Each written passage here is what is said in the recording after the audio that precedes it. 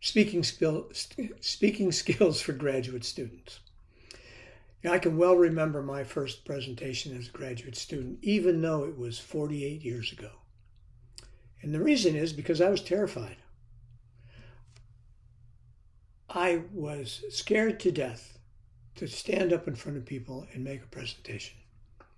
And I shouldn't have been. I was an adult. I was a Vietnam veteran. I had a wife and kids. I should have been able to handle this, but I couldn't. And I know that's how many of you feel as well. It's a terrifying situation to stand in front of people and bare your soul about any particular thing. So over my career, 48 years later, I've given thousands of talks, and I'd say I've gotten pretty decent at it. At least I can stand up and not fear that I'm going to faint. And so I put these ideas together in a small ebook called Speaking Skills for Graduate Students. And I'd like to just spend a minute or two with you talking about some of the principles that underlie the information in the book. 3 principles, in fact.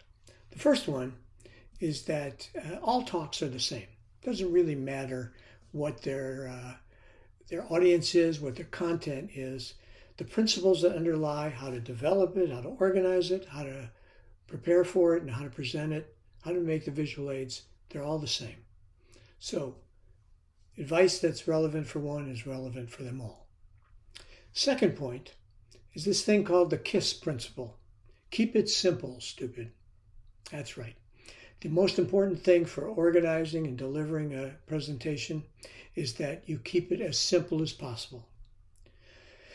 That means that you organize it simply and directly, that you present basically 3 main ideas, that you make your visual aids simple and direct, and that in the presentation itself, you are delivering it in a way that the audience can keep with you all the way through.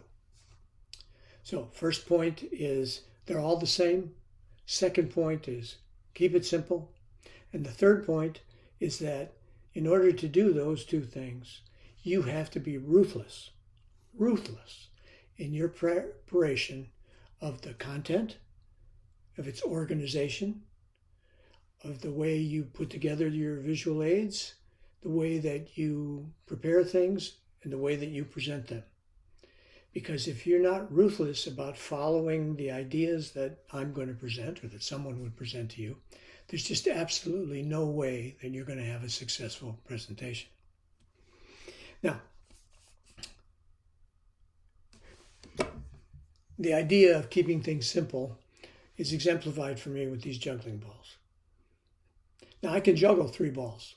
I've been doing it for 60 years.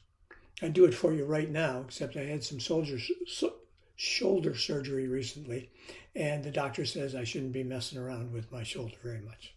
And it prevent me from dropping them on the floor. But although I've learned how to juggle, and I could teach you how to juggle in just a few minutes with 3 balls, I've been trying for 60 years to get this 4th ball in the rotation. And I can't do it. I just can't do it. Because 3 things are easy to keep straight. A 4th one makes it much more difficult. And that's my point about making everything when you make a presentation simple, direct, easy to follow. And 3 ideas is what you can basically present. Not 4, not 5, but a lot more.